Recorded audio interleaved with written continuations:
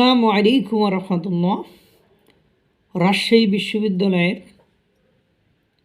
কেন্দ্রীয় সমন্বয়ক, অন্যতম সমন্বয়ক নুরুল ইসলাম শহীদের উপর অতর্কিতভাবে গতকালকে রাতে রড সহ হামলা করেছে, তাকে পিটিয়েছে।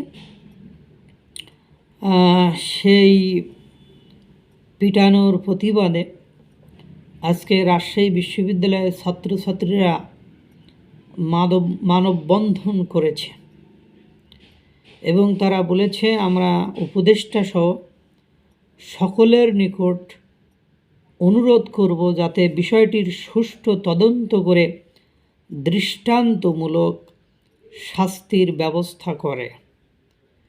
রাজশাহী বিশ্ববিদ্যালয়ের অন্যতম সমন্বয়ক নুরুল ইসলাম শহীদ রাজশাহী বিশ্ববিদ্যালয়ের মতো স্থানে তাকে রড দিয়ে বিভিন্ন কিল ঘুষি লাথি ইচ্ছামতো যে পিটানো, হামলা করা, এই হামলা করতে কত বড় বুকের পাটা লাগে, কী পরিমাণ সাহস লাগে, এটা বলার কোনো অপেক্ষা রাখে না।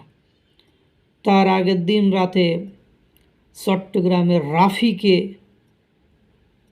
বেদম মাইর দিয়েছে ছেলে কারা দুর্বৃত্তরা।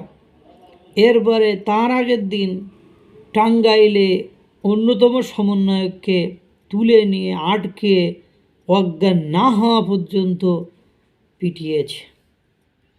এরপরে গতকালকে বৈষম্য বিরোধী ছাত্র আন্দোলনের ছাত্রছাত্রীদেরকে গেট লাগিয়ে বৈষম্য বিরোধী ছাত্র আন্দোলনের সমন্বয়করা পিটিয়েছে। এই হলো দেশের বর্তমান সময়ের সমন্বয়কদের অবস্থা। তারপরে এক জায়গায় দেখলাম দেয়ালে লেখা, কাফনের কাপড় কিনে রেডি হও সমন্বয়করা, তোমাদের দিন শেষ হতে চলেছে। তো এই যে অবস্থা, এই অবস্থায় তারা বলছে যে সরকার ব্যর্থ হয়েছে তাদের নিরাপত্তা দিতে। তো সরকার আসলে কত লোকের নিরাপত্তা দেবে, কতভাবে দিবে, এটাও একটা ভাবার বিষয়।